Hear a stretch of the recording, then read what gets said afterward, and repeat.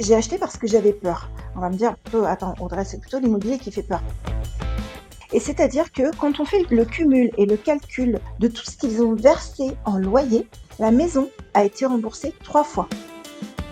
En immobilier, on n'achète pas une baguette de pain. On est à 100 000, 150, 200 000 euros plus. On ne peut pas se permettre de se dire, j'ai vu 3 vidéos gratuites sur Internet, du coup, je sais faire. C'est une recette en 7 étapes. Alors, le premier, c'est savoir combien je vais gagner. Clairement, j'ai pas envie de me déplacer pour un bien qui me rapporte 50 euros par mois. Ça fait trop de travail.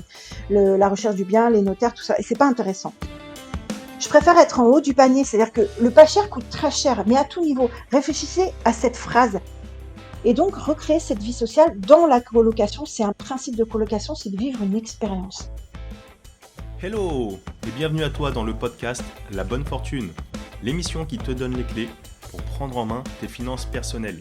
Je suis Ismaël Bernus, un entrepreneur heureux et avec la bonne fortune, mes invités se livrent sans filtre pour te donner les connaissances et les outils qui te permettent dès aujourd'hui de passer à l'action pour que tu puisses investir selon tes envies, selon tes choix et tes objectifs. Alors vous êtes de plus en plus nombreux à partager cette émission et je vous en remercie pleinement. Alors si toi aussi tu es nouveau par ici, je t'invite à t'abonner en un clic à ce podcast et à continuer de poser toutes les questions sur les différents réseaux. Mes invités et moi-même nous ferons un plaisir d'y répondre. Et sans plus attendre, je te laisse découvrir ce nouvel épisode. Let's go! Et aujourd'hui, j'ai toujours l'immense plaisir, c'est toujours comme ça que je commence l'émission de la bonne fortune, de recevoir Audrey Perrin. Audrey, donc, qui est la fondatrice de l'entreprise, du site internet aussi Les Revenus Autrement, spécialiste de l'immobilier locatif et notamment de la colocation haut de gamme. Tu es également auteur avec plusieurs publications de livres et magazines physiques et en ligne, on y reviendra. Bonjour Audrey. Coucou Ismaël, ça va? Ouais, super, merci. Je te remercie de m'accueillir. Avec grand plaisir. Est-ce que tu peux nous dire un petit peu plus sur ton parcours, si tu veux donner ton âge ou pas? Je sais que ça se demande pas à des dames, mais tu es donc originaire de Saint-Étienne. Et qu'est-ce qui t'amène aujourd'hui, quel est un petit peu ton parcours qui t'a amené à se pencher sur l'immobilier et sur le sujet du jour qu'on va aborder, notamment la colocation? Alors, je ne suis pas originaire de Saint-Étienne. Je suis originaire du 42, mais pas de Saint-Étienne. Saint-Étienne, j'ai dû migrer à Saint-Étienne parce que on va souvent vivre dans l'endroit où on a du travail. Et en l'occurrence, voilà, j'ai euh, j'ai travaillé pendant combien, 15-17 ans, une quinzaine d'années dans une administration qui était la CAF, donc la Caisse d'allocation familiale, qui m'a permis, entre autres, de m'aider à financer certains de mes appartements. Pas forcément tous, mais j'ai une histoire très très atypique qui est un petit peu rigolote et qui va probablement en surprendre certains et probablement en motiver d'autres aussi. J'ai 43 ans actuellement, donc j'ai fêté mon 43e anniversaire il y a très peu de temps. Que puis-je te dire? Je navigue sur la toile depuis un petit peu plus de 10 ans maintenant. Voilà, et puis je vais te raconter un petit peu mon histoire, si c'est OK.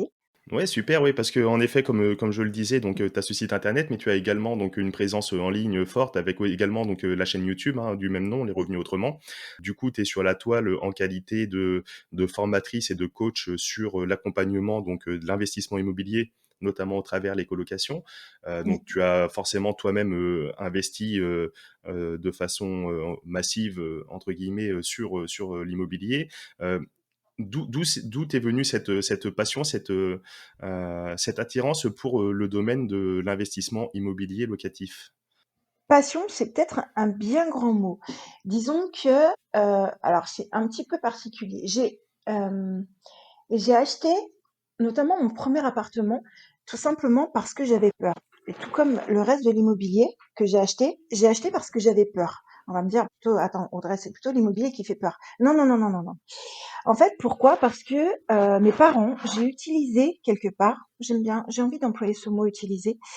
J'ai utilisé peut-être le fait de ne pas être passé à l'action par rapport à mes parents pour moi, dans le sens où mes parents sont toujours actuellement locataires de la même maison depuis leur mariage, à savoir 1969. Donc mes parents ont aujourd'hui environ 80 ans. Et c'est-à-dire que quand on fait le cumul et le calcul de tout ce qu'ils ont versé en loyer, la maison, à elle seule, a été remboursée 3 fois. Et moi, je me suis dit, à partir du moment où j'ai un CDI ou un petit contrat, j'aimerais juste avoir, ne serait-ce qu'une toute petite pièce, mais à moi, pour ne pas être mise dehors au cas où, etc., etc., et surtout pour ne pas être une charge par rapport à ma famille, etc. C'est très, très important pour moi. Et c'est la raison pour laquelle j'ai acheté mon premier bien, qui n'était pas en location, un tout petit truc. Bon, c'était assez cher, c'était en 2007 de mémoire, Mhm. je crois. Et, et voilà. Et ensuite, la vie a fait que j'étais locataire, moi, dans le même immeuble, en fait. Et la vie est rigolote parce que euh, j'ai un contact facile. Les, J'aime beaucoup les personnes d'un âge. On y viendra un petit peu plus tard, notamment par rapport à l'investissement à haut rendement que je fais. Notamment, je fais de la colocation senior, qui est Mhm. quelque chose qui est extrêmement important pour moi.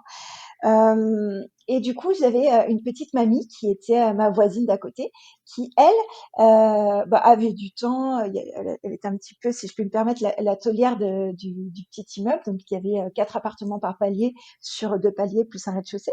Mhm. Et elle me dit, Audrey, je sais que tu cherches à acheter un petit peu. Je tiens à te dire que juste en bas, il y a un appartement qui va être à vendre. C'est l'appartement de Madame Machin. Je fais, ah bon?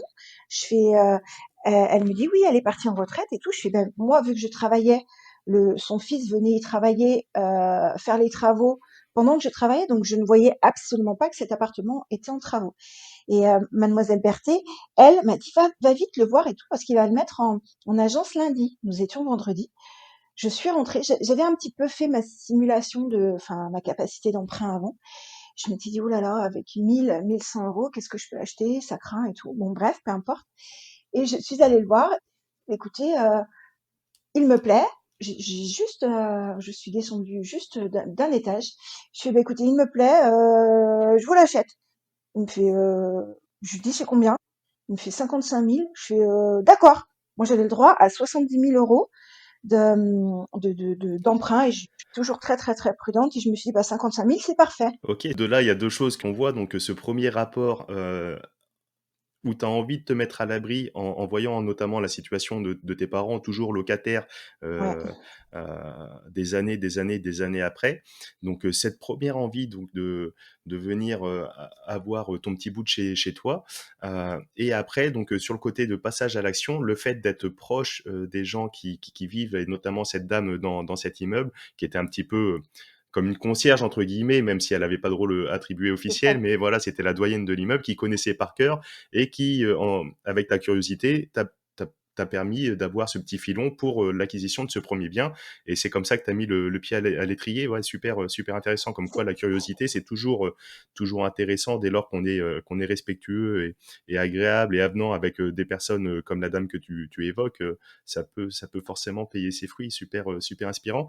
Euh, Cet appartement, comment t'en es venu donc à la colocation? Donc le sujet qui va vraiment nous intéresser aujourd'hui. Pourquoi la colocation, ça peut être un moyen de booster ses revenus, d'être un investissement à haut rendement, parce que c'est vrai que l'immobilier, c'est vraiment très très vaste. Souvent, on dit, ah tiens, je vais me lancer dans l'immobilier.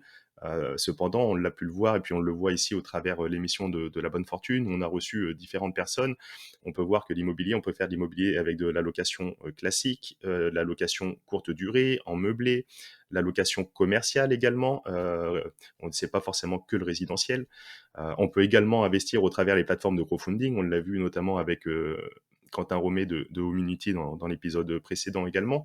Euh, Pourquoi la colocation pour l'immobilier et comment t'en es venu là? Donc justement, j'ai parlé de ce premier bien parce que c'est venu tout à fait par hasard. Dans le sens où, je le rappelle, moi j'étais locataire au 2e étage et ce qui m'embêtait le plus, c'est que chaque année, ma propriétaire augmentait mon loyer. Et au bout d'un moment, mon salaire n'augmentait pas en conséquence. Donc au bout d'un moment, j'avais de moins en moins d'argent pour vivre. Donc, je sais pas, je dis n'importe quoi, j'étais à 310, après ça passait à 340 par mois, après, etc. Et au bout d'un moment, c'est un petit peu compliqué, les un tiers, un tiers, un tiers. Faut respecter les un tiers, un tiers, un tiers par rapport à son salaire.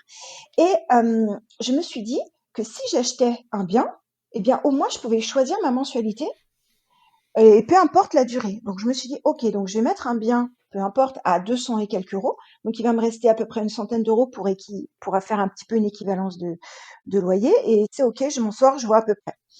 Et alors, comment donc j'étais toujours locataire en haut et je descendais de temps en temps, bah, pour faire la déco, pour faire ce qu'il y avait à faire. Et puis à un moment, j'ai une de mes collègues qui me dit: «Bah, écoute Audrey, j'ai une question, est-ce qu'à tout hasard, tu connaîtrais quelqu'un qui loue un appartement dans les environs, etc., etc.» Je lui dis: «Bah écoute, ce serait pour ma fille puisqu'elle va faire un stage, etc.» Je lui dis: «Bah écoute, moi je viens d'acheter mon appartement, je n'y vis pas parce que je suis toujours en location, parce que je descends les week-ends, les soirs et les week-ends pour faire un petit peu de déco, de petites choses comme ça. Je dis: si tu veux, je lui laisse l'appartement, voilà, on fait un bail, tout ça.» Je n'avais aucune notion de fiscalité, de meublé, pas meublé, de nu, donc par défaut, il avait déjà des meubles, Mhm. mais moi j'avais trouvé un bail, peu importe, que j'étais allée acheter en papeterie, hein, clairement, hein, un bail s'il vous plaît, tac, madame machin, etc. Je me suis dit, ok, et donc je lui louais 400 euros. Je lui louais 400 euros, etc. C'était ok. Et puis, au bout d'un moment, elle est venue quelques mois après, et puis elle me dit, oui, bonjour, j'ai une question, si vous le permettez. J'aimerais savoir si ça vous embêterait que j'habite dans cet appartement-là qui est vraiment top avec ma cousine. Et moi, je lui dis, bah écoutez, pas de souci, mais je vois pas trop comment, au niveau du loyer, je peux faire, puisque vous payez 400 euros, ce n'est pas juste que vous payez la totalité du loyer. Est-ce que ça vous va si je vous fais chacune 2 fois 250? Au passage, je suis passée de 400 à 2 fois 250, 500 en un week-end. Donc j'aime bien dire que j'ai gagné 100 euros en un week-end en ne changeant absolument rien. Elle me dit, bah écoutez, c'est parfait. Et c'est en ça que je me suis dit, alors attends, ça fait 500 euros, donc ça me paye mes 300 du loyer d'en haut, plus ça me paye ma mensualité des 200. Je fais waouh! Donc plus je mets de personnes dans un appartement, et plus bah ça me change rien, et plus ça me paye ma location et mon crédit. Et oui. Et là, ça a été une révélation. En effet, oui, à partir de ce moment-là, tu as découvert, malgré toi, la puissance et les C'est joies ça. de la colocation, en fait, ouais. Alors les joies, peut-être pas forcément, parce que je rappelle que j'étais en nu. Du coup, je me disais, mais comment on fait pour gagner l'immobilier? Donc ça été OK. Et toujours après, 2 ans après, j'ai ma petite mamie, un coup, qui me dit, alors moi, je n'aime pas les crédits à la base. Donc Mhm. c'est la raison pour laquelle j'avais mis pas mal d'apports dans ce premier bien. Alors après, j'ai une histoire particulière, notamment avec les jeux. Les jeux radio m'ont aidé à me financer mes études, notamment mes études de BTS et l'achat de mes 2 premiers appartements. C'est très complexe, mais enfin non, c'est pas très complexe, c'est très atypique. C'est très Mhm. atypique, mais parce que mes parents ne pouvaient pas me payer mes études, etc. Et je ne voulais pas, pardon, mais avoir un, un métier un métier mal payé, sans évolution, etc. J'avais besoin de faire des études en fait, et Mhm. non Mhm. pas parce que je n'avais pas les capacités, mais simplement par manque d'argent. Bref, et donc c'est pour ça que j'avais mis une bonne partie de mon épargne dans cet achat d'appartement, et c'est pour ça que la mensualité était vraiment toute petite, petite, parce que je ne supporte pas du tout, du tout, du tout les crédits. Ça, c'est une question d'éducation financière. Et ensuite, bah, après j'ai appris entre guillemets à aimer les crédits. Et ensuite, donc 2 ans après, Mademoiselle Berthier, donc la petite mamie, m'invite à prendre le thé, le café, parce que je lui montais ses courses, etc. Elle était un petit peu, elle avait la maladie de Parkinson, donc elle tremblait, c'était un petit peu compliqué. Et puis elle me dit, bah, écoute Audrey, assieds-toi, d'accord? Elle me dit, combien tu as sur ton compte?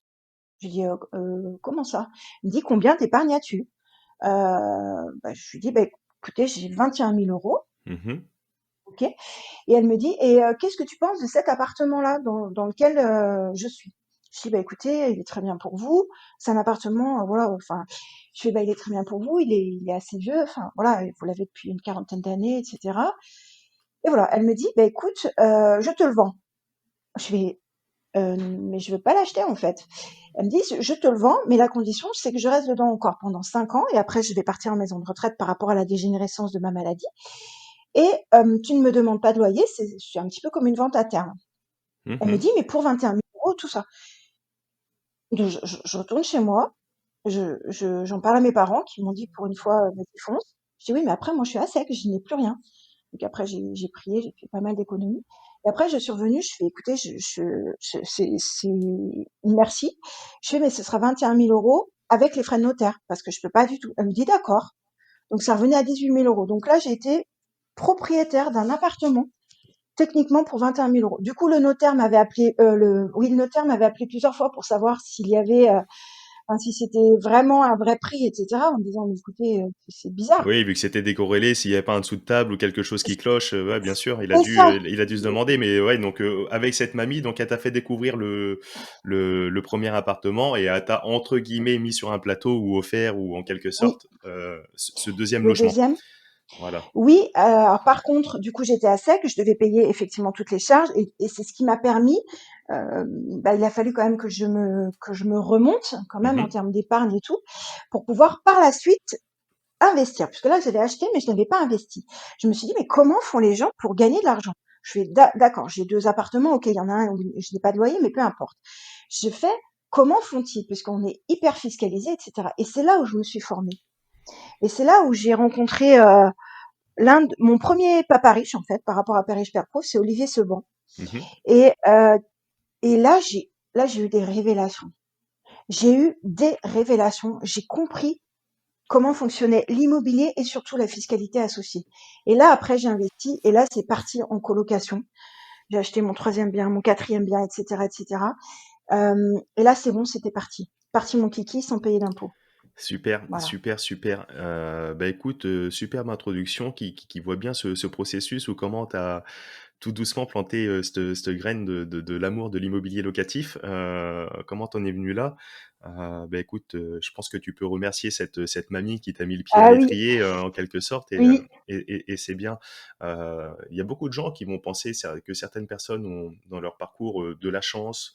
Des fois, ou est-ce que tu le vois comme de la chance ou alors parce que moi je vais plutôt y voir comme quoi tu as été curieuse, opportuniste, tu as fait les choses bien, ça partait de comme tu le dis, tu l'aidais pour monter les courses, etc., etc. C'était de manière vraiment désintéressée et en retour, t'as pu avoir ça.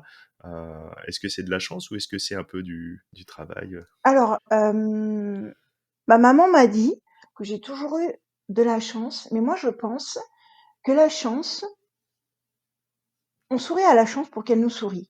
C'est-à-dire que si on fait la gueule, si on ne parle pas à ses voisins, si on n'est pas un minimum sociable dans notre travail, si on n'est pas avenant, si on n'est pas juste sans rien attendre en retour, si on ne dit pas à une personne l'autre jour, tu vois, je suis allée, mais tout est ce genre de choses. L'autre jour, je suis allée faire mon contrôle technique. Il y avait, bon, j'ai lavé la voiture juste avant, donc elle goûtait encore un petit peu. Et le monsieur du contrôle technique, il me fait, bon, c'est vous? Je fais oui. Il fait, bon, rentrez tout de suite. Il me fait, ah bah c'est malin, vous avez lavé la voiture. Je dis oui, mais je fais, en même temps, je voulais qu'elle soit super propre pour vous, pour que vous ayez à travailler dans de très bonnes conditions. Il me dit, bah c'est super gentil. Est-ce que vous voulez un café? Un café en grains, etc. Je suis, bah écoutez, avec plaisir, avec de sucre et tout.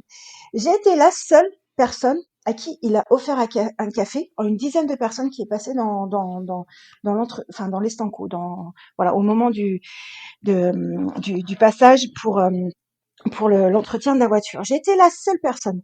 Il m'a dit, je lui ai dit, écoutez, j'ai une ampoule, voilà, c'est mon papa qui l'a changée derrière, elle a un petit peu moins d'intensité. Il me fait, vu que vous me l'avez dit, c'est ok.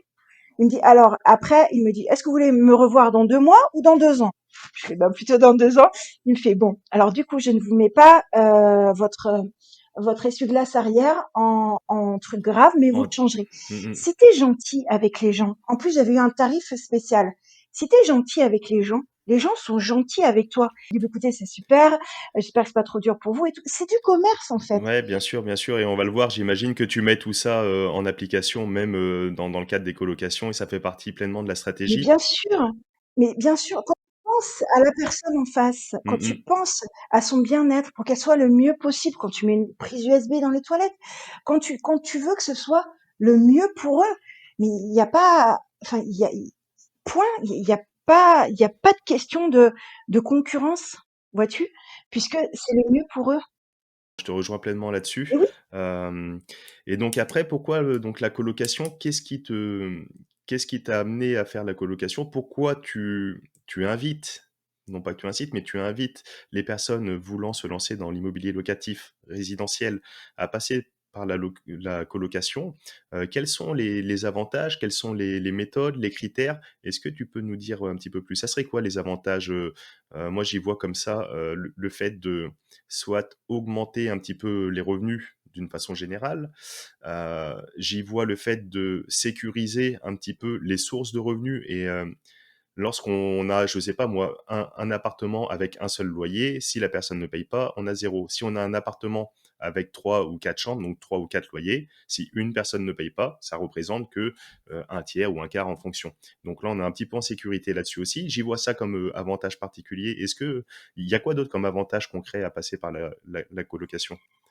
Alors, pour moi, il y a des avantages en termes de sécurité mentale et il y a des avantages en termes de sécurité classique et de sécurité financière. Je m'explique. Pourquoi est-ce que j'ai investi dans l'immobilier?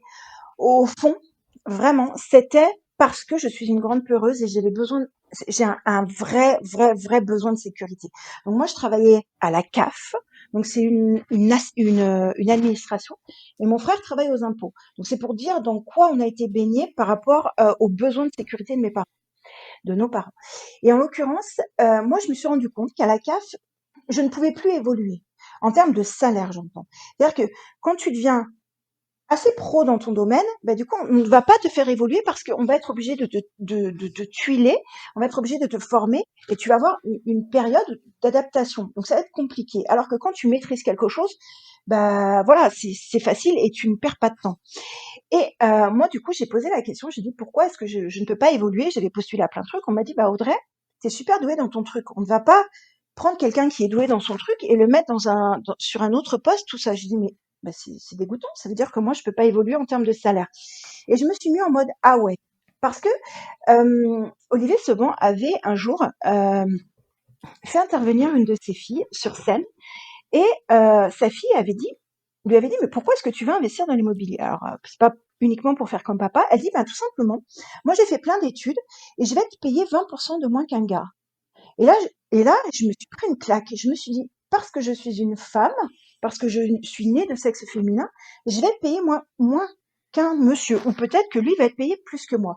Alors que quand tu investis dans l'immobilier, il n'y a aucune différence. C'est-à-dire que si je décide que le loyer, c'est 500 euros, que je sois grand, petit, grosse, grande, vieille, en fauteuil roulant ou à l'étranger, ce sera 500 euros. En fait, je rééquilibrais un petit peu ce déséquilibre que j'avais vraiment, je vais employer ce mot-là, subi. Et là, quand je me mets en mode ah ouais, là c'est juste pas possible. Et pourquoi c'est important pour moi C'est ça. Après, pour en revenir à ta question sur la colocation, c'est juste logique. Je me suis dit, je ne peux pas tout acheter. Qu'est-ce que je peux faire avec ce que j'ai? Donc, je vais acheter un bien. Mhm. J'ai vu avec l'expérience de mon premier appartement que c'était plutôt pas mal. On va y aller à tâtons.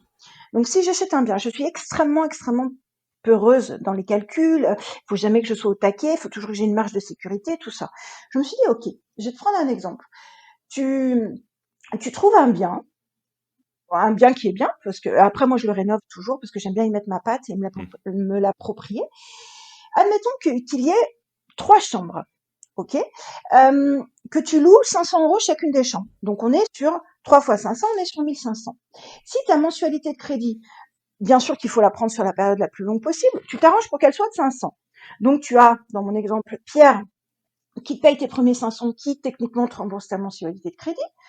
Paul qui, lui, va te permettre de payer tes charges, la taxe foncière, etc. Et oui, parce qu'il y a plein d'autres charges associées, oui, bien sûr, on pourra y Bien revenir un sûr. petit peu dans le détail, oui, bien sûr, donc Et voilà. les au cas où, pour internet, etc. Donc, admettons que lui, tu lui affectes ça. Après, c'est juste du psychologique, hein. Donc, c'est second 500. Et le troisième représente ton cash flow.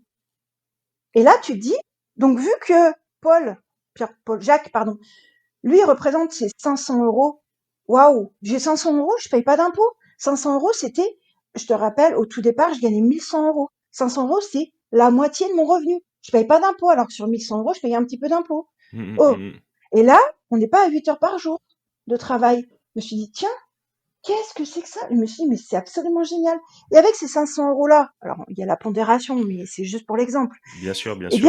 le banquier nous dit, bah, écoutez, vous savez super bien gérer. Vos 500, bah, ils augmentent votre compte en banque? Est-ce que tu arrives, toi, à mettre 500 euros de côté sur un salaire ne serait-ce que un salaire de 1500, un tiers de ton salaire de côté? Est-ce que tu arrives sans payer d'impôts? Qu'avec 1500, tu vas payer des impôts. Et là, tu dis, waouh, c'est absolument génial. Et j'ai le beurre, l'argent du beurre, puisque j'ai emprunté avec du crédit, donc avec de l'argent qui n'est pas à moi. Je Mhm, rappelle qu'on mhm. est en France. Donc, ça capitalise pour moi. En plus, je peux déduire les intérêts d'emprunt. Ensuite, ben, je suis pas obligée d'être réaffectée à un salaire, enfin, d'être corrélée à un salaire. Waouh! Et après, le banquier me dit, bah, écoutez, super l'opération. Allez-y, c'est open bar pour les suivants. Et oui, en effet, Ah ouais, pour les premières, si ouais! la première marche bien, c'est sûr que tu rassures un petit peu le côté sur le côté du financement. Tu montres à ton banquier que tu sais faire, que tu as fait une belle opération et il a plus de confiance pour te suivre par la suite. Donc ça, Il le voit tout seul. c'est vraiment l'un des avantages que tu cites, c'est vraiment de générer ce côté vraiment haut rendement dans la colocation ou avec un bien que tu aurais peut-être vendu en location classique. Euh, je sais pas, comme tu le dis, 500, 600, 700 euros. Là, tu pourrais éventuellement, s'il y a 3 chambres, vendre les chambres, louer les chambres, pardon, donc à C'est ça. l'unité, et de façon à générer un revenu sur l'ensemble, la totalité, de façon beaucoup, beaucoup plus conséquente. C'est vrai que c'est intéressant. Après, c'est un petit peu comme un gâteau. C'est un petit Ouais. peu comme un gâteau. Tu sais très bien que quand tu achètes un croissant à l'unité, bah, tu vas le payer 1 euro. Bah, je prends à peu près 1,90 €, ça dépend. Ok. Mais si tu achètes un paquet de croissants, il sera toujours moins cher à l'unité. Donc c'est exactement la même chose. C'est en fait, on a tous été bercés pour en se disant, bah, si tu achètes en gros, si tu Mhm. peux te permettre d'acheter au prix gros, eh ben techniquement je sais plus, en termes L'unité? d'individualité, ouais, Ouais. eh bien ça te revient moins cher. Et bien là, c'est exactement la même chose. Je me suis dit, j'ai des pièces. Techniquement, une grande surface se négocie pardon, beaucoup plus facilement qu'un petit studio. Parce qu'un studio, tout le monde peut l'acheter. Alors qu'une plus grande surface, un 60-70 mètres carrés, moi je vais prendre le 70 mètres carrés, parce qu'entre le 60 et le 70, déjà je pourrais le négocier, puisqu'on n'est plus à X euros du mètre carré. On dit quel est le prix auquel vous êtes capable de me le vendre, et le prix que la personne accepte Ouais, bien sûr. Ouais. bah, clairement. C'est Et moi, ces 10 mètres carrés, ça me fait une chambre, ça me fait 500 euros dans mon exemple. ouais, c'est vrai que c'est intéressant C'est ce que tu énorme. dis également. Donc, un des autres avantages, c'est que pour faire de la colocation, forcément, il faut avoir plusieurs chambres dans un logement. De ce fait, le logement euh, recherché, ciblé, les logements vont être plus grands, plus spacieux. Et donc, de ce fait, c'est vrai que les logements peut-être comme ça, 80 mètres carrés, 70, 80, 90 mètres carrés, sont souvent moins chers en proportion au mètre carré qu'un studio de 20 mètres carrés, comme tu le dis. Ouais, c'est très Alors, intéressant. Donc, tu vas bénéficier d'une part du revenu qui va lui augmenter et deuxièmement d'un prix d'achat euh, un peu moindre où tu as peut-être plus de facilité de négocier, où il y a moins de concurrence, tu l'évoques également. Mais oui, c'est intéressant ce point aussi. Ouais. alors, la concurrence pour moi n'existe pas. J'y viendrai un petit peu plus tard. Et pour aller un petit peu plus loin dans mes propos, donc mon avant-dernier bien, je l'ai négocié à moins 30%. Moins 30%. C'est-à-dire que imagine qu'il soit à 100 000 euros. Je l'ai eu pour, bah, du coup, 77 000 euros.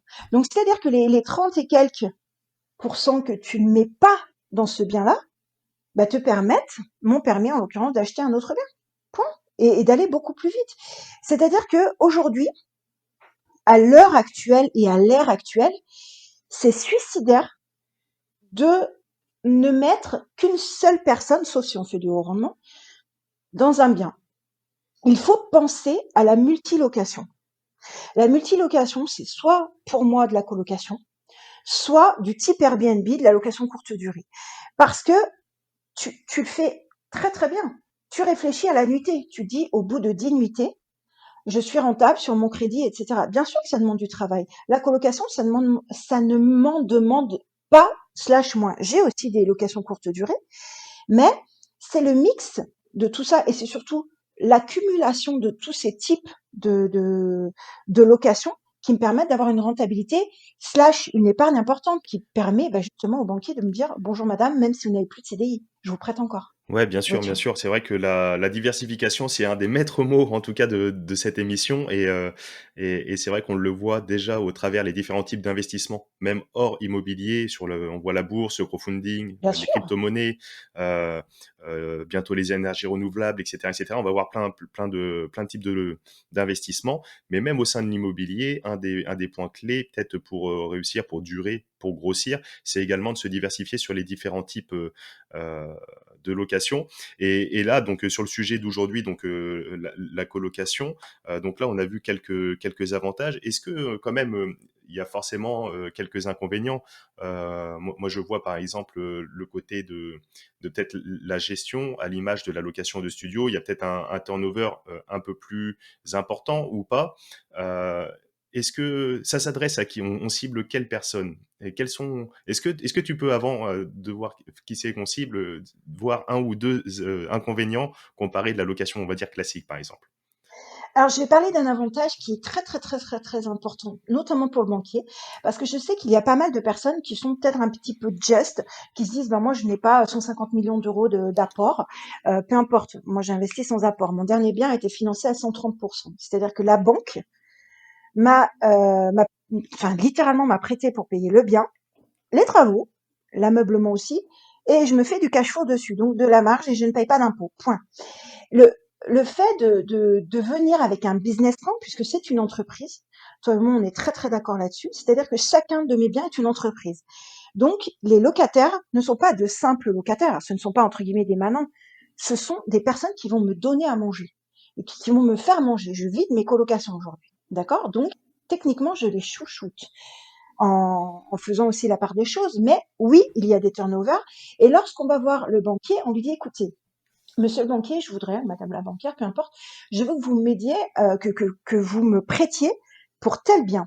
Voici ce dont j'ai besoin. Voici aussi les locataires éventuels que j'ai. Alors ça, on en parlera dans ma méthode de la pizza un petit peu plus tard, comment je fais pour trouver des biens rentables.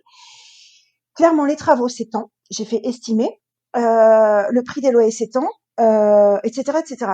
La personne n'a qu'à dire oui. Il n'y a aucune objection, même si je ne suis plus en CDI. Le projet tel que je te l'ai présenté, tu as une mensualité de crédit de 500 euros, tu as 1005 qui rentrent. Point. Est-ce que c'est une question de CDI, pas de CDI? Bien sûr qu'elle va regarder si je suis capable de mettre de l'argent de côté, comment sont mes finances, etc. Est-ce que le projet est viable? Mais je lui amène possiblement des locataires, je lui amène déjà les devis des travaux, je lui amène tout, tout, tout, tout, tout.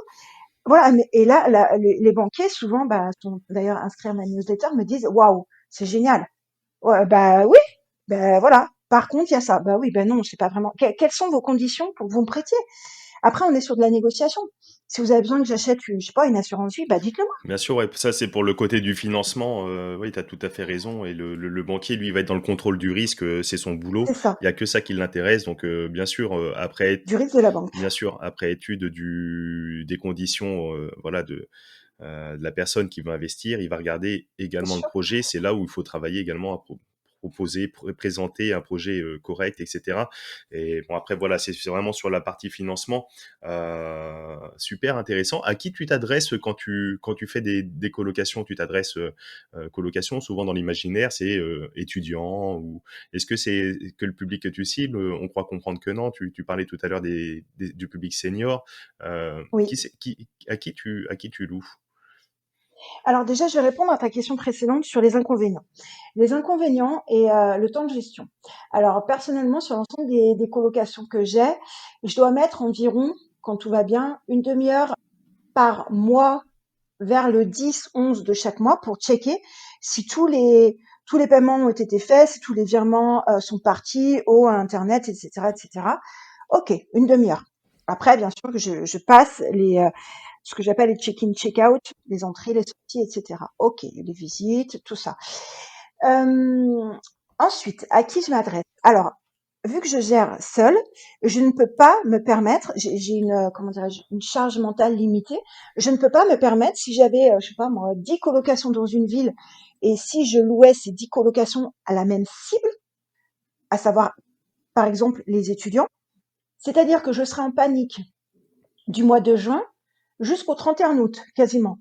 Donc, c'est-à-dire que je ne peux pas prendre de vacances, je suis en panique, je suis obligée de baisser mes tarifs et je multiplie mon temps et c'est juste pas possible, je pète les plombs, je fais une dépression.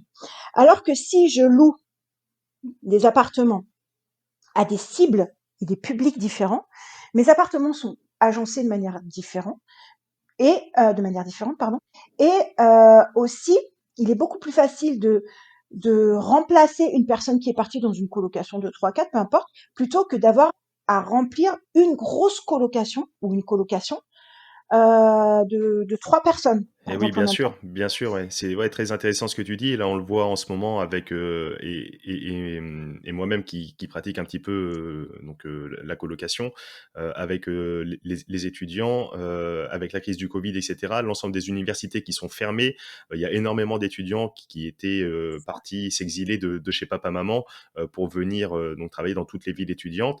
Et c'est vrai qu'avec ces universités, ils sont repartis rentrer chez eux et donc les colocations, quand on cible qu'un seul secteur, qu'un seul public, on est exposé, encore une fois, la question de la diversification qui revient toujours.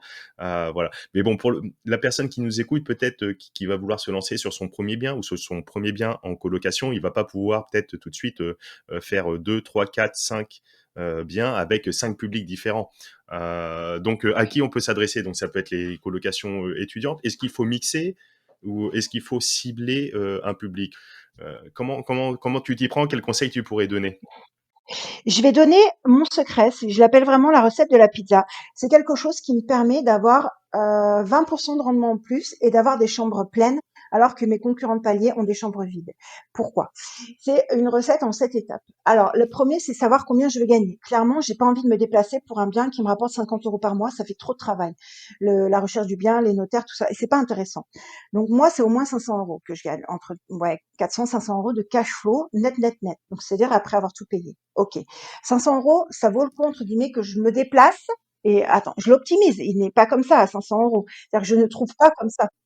Donc d'accord, ça c'est pour un seul bien. Il faut qu'il génère minimum Oui, 400 euros de cash flow euh, c'est ça. pour toi. Ok, C'est d'accord. c'est- c'est pour moi. Sinon, ça ne vaut pas le coup par rapport au prix d'achat, au temps de recherche et à tout ce qui n'est pas monnayable en Mhm, termes mhm. de temps très important. Donc ça, c'est premièrement. Ensuite, deuxièmement, je vais choisir une ville. Je vais te prendre un exemple. Je sais pas pourquoi j'ai envie de prendre Dijon, que je ne connais pas. Donc une ville que je ne connais pas. Je vais étudier. Donc là, on est toujours. Je n'ai pris aucun risque puisque je n'ai pas acheté de bien. D'accord. Là, je suis dans la phase de recherche. Donc je vais étudier une ville, Dijon. Alors je me dis quel est son bassin d'emploi? De combien sont les salaires médians de cette ville-là? Y a-t-il plutôt des cadres? Quel est l'âge de la population en moyenne? Est-ce qu'ils ont plutôt 20 ans, 30 ans, 40 ans? Est-ce qu'ils sont plutôt actifs, seniors, retraités, étudiants? Est-ce que ce sont plutôt des gens qui sont au chômage? Est-ce que ce sont plutôt des gens qui sont saisonniers? Comment ça se passe? Donc j'ai tout ça et je me dis quels sont les quartiers qui sont intéressés ou enfin par lesquels enfin qui sont intéressants ou pas. Bien sûr qu'on se dit centre-ville c'est ok, mais peut-être que ce n'est peut-être pas forcément intéressant pour centre-ville. On va voir. Donc je suis en train de glaner des informations. Est-ce que l'infrastructure est bonne? Est-ce qu'il y a des entreprises qui s'y implantent? Est-ce que c'est plutôt est-ce que les transports sont bons? Etc., etc. Donc là, je suis toujours en phase. Je n'ai absolument mis aucune bille dedans. Mhm, Et mhm. là, ok. Ensuite, je vais faire une vraie fausse petite annonce. Donc, je vais mettre comme si j'avais un bien. Donc ça c'est le troisième point, Ça, du c'est coup. mon troisième point. Pour me rassurer, j'ai besoin de me rassurer. Je me dis, bah écoute, voilà, là j'ai trouvé que, je sais pas, j'en sais rien, il y avait pas mal d'actifs, il y avait environ plus de 50% des personnes qui étaient actives, ok. Il y a juste 10% d'étudiants dans mon exemple. Bah, je vais pas me mettre vers les étudiants, il y a que 10%. Attends, c'est suicidaire. T'en as un sur 10 qui est étudiant. Alors que tu as possiblement un sur deux qui est salarié. Tiens, c'est intéressant. Donc je vais me diriger possiblement vers les salariés. Donc je vais rédiger ma petite annonce, je vais mettre, alors ils ont à peu près, je sais pas, la trentaine. Je vais faire un petit peu mon avatar, mon persona, mon client type et mon locataire type, etc. Quels sont ses besoins? Donc, il a besoin, bah, je sais pas, est-ce qu'il a une voiture, pas de voiture? Est-ce qu'il lui faut un parking, pas de parking, un garage, pas de garage, tout ça. Et en fait, tout ça, je l'étudie en amont. Et oui, ça te D'accord? permet de tester le marché déjà en amont C'est sans ça. avoir à t'engager déjà. Aucun risque parce qu'on achète de l'immobilier. On achète de l'immobilier, on n'achète pas une baguette de pain. Ouais, bien sûr. Donc là, tu crées une annonce et en fonction, si tu as de la demande, etc., ça peut te conforter déjà dans ton choix Exactement pour la ça. suite du processus. Ok, d'accord. Donc le troisième point, création de la fausse annonce. Ouais. Mm. C'est une annonce généraliste. C'est-à-dire que je vais mettre loup appartement idéal colocation, tout secteur de la ville de Dijon. Donc, c'est-à-dire que et je fais réponse uniquement par mail parce que je peux pas mentir, hein, j'en ai pas. Et donc, les personnes vont me dire, écoutez, voilà, je suis, je sais pas, Gwendoline, je suis étudiante, est-ce que vous avez un appartement en colocation dans tel secteur de la ville? Tiens, bim, tel secteur. Parce que moi, j'ai besoin d'une voiture, parce que machin. Bim, tac, tac, tac, tac. Je fais mon étude du marché par rapport à ce que me disent les gens.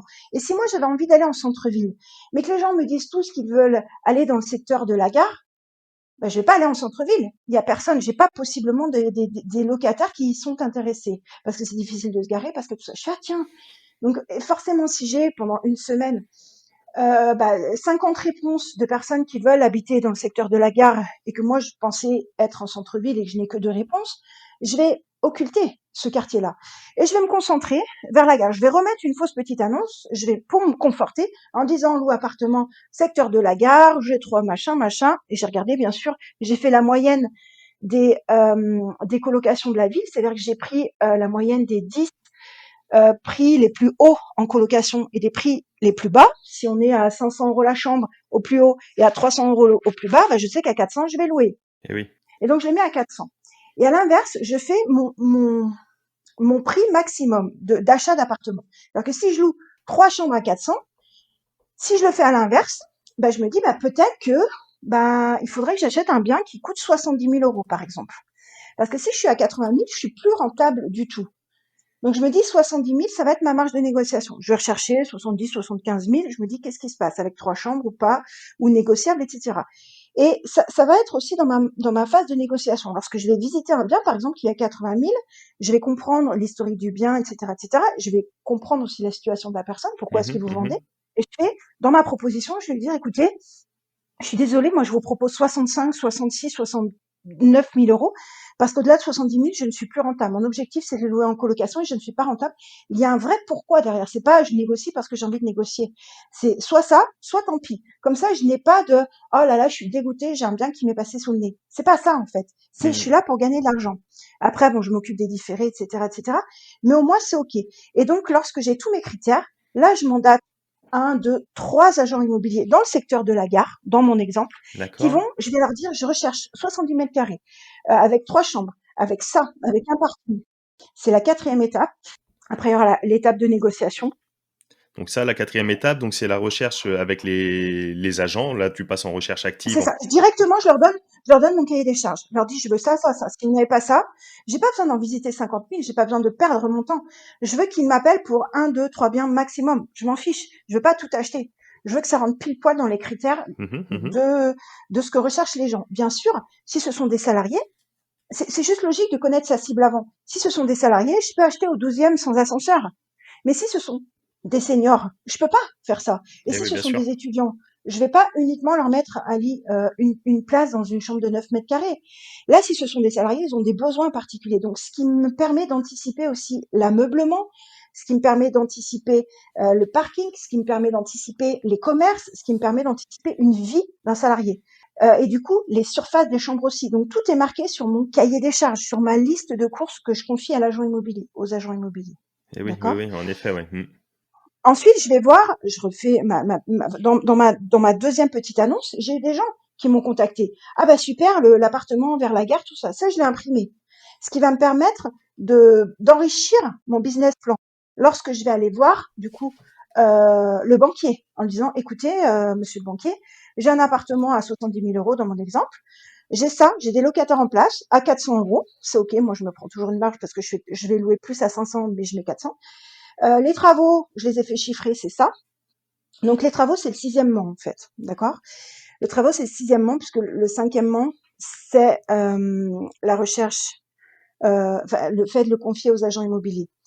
Travaux / négociation / travaux, ça fait partie du 6e. Et le 7e, c'est la recherche des locataires. La vraie recherche des locataires une fois qu'on a le bien. On va revenir sur les critères et si ça te va, on pourra les laisser aux auditeurs dans les notes de l'épisode. On pourra faire un petit résumé et puis bien sûr, et puis voilà. Donc en 1, j'ai déterminé combien je veux gagner, donc le cash flow mini. Le 2, la recherche d'une ville se poser en fonction et puis avec l'étude de la démographie, tout ça, de l'étude de marché. Le 3, de tester le marché avec la création de l'annonce sur Le Bon Coin pour tester une annonce test. Du coup, ça va faire deux annonces en fait. Enfin, la première pour tout secteur, pour savoir à peu près les quartiers, et deuxième pour un petit peu affiner Oui, Après donc confier en fonction donc avec ce cahier des charges donc de confier, mandater, des les agents immobiliers pour la prospection, voilà. oui, Et en 5 après, je vois ce que j'ai le 6e point donc la réalisation donc les travaux oui. et le 7 les locataires et donc le 5e point entre la recherche, via l'agent et les travaux, c'est la phase financement peut-être? Pour le C'est coup? ça, oui, oui, tout à fait. C'est la phase Que tu évoquais, ouais. négociation. Mmh. Alors, c'est la phase négociation où j'explique pourquoi est-ce que je propose ce prix-là, avec mon tableau d'amortissement d'ailleurs. Et ensuite, effectivement, c'est la phase business plan où je vais voir le banquier en lui disant, écoutez, enfin, clairement, vous ne pouvez pas me dire non. Alors, je veux bien plus que ça, hein, mais parce qu'il y a ça, ça, ça, les photos du avant et ce que je souhaite en faire après. Le devis est OK, donc il est raisonnable, il fait 20 000 euros dans mon exemple, voilà. Les locataires sont déjà présents. Euh, En fait, là, j'axe sur le projet. Je n'axe pas sur ma capacité à gérer, puisque techniquement, là, je n'ai plus de CDI, puisque Mmh mh. je suis Mmh. partie. J'axe sur le projet et en lui disant que c'est une opportunité que je lui présente au banquier, que c'est pas bonjour, s'il vous plaît, prêtez-moi. Non, non, non, non, non. C'est qu'il est mon partenaire. Si c'est pas lui, ce sera un autre et c'est clairement, c'est obligé qu'on me dise oui. Puisque c'est quelque chose de raisonnable, c'est quelque chose qui va me faire gagner de l'argent. Et si je gagne de l'argent, il aura moins de problèmes avec moi, il n'y aura pas de problème d'agio, de machin, machin. OK?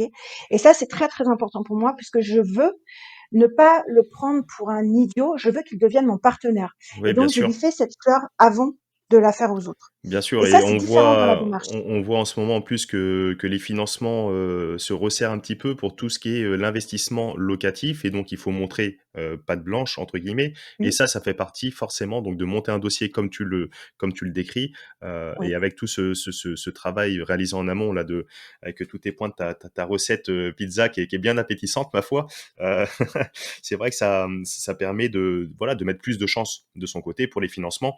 Voilà, quand on est au début du parcours d'investisseur, c'est peut-être plus simple, plus accessible, mais d'un certain niveau, on va peut-être être bloqué. Et le fait d'avoir comme ça des biens rentables, intéressants.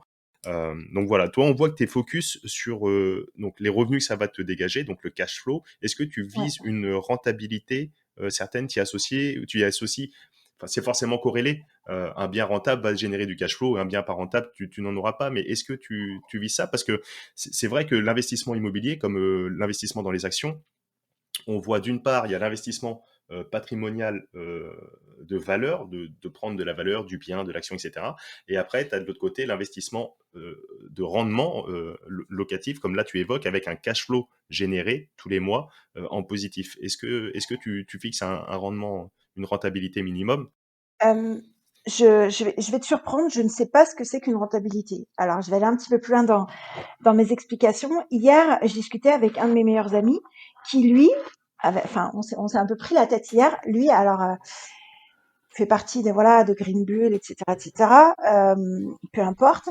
Et on s'est pris la tête parce que il a visité, je sais plus, c'est samedi ou dimanche, un bien dans une certaine ville qui dont le prix d'achat était à 2 millions d'euros. Alors c'est pas excessif pour lui puisqu'il a levé 12 millions, etc., etc.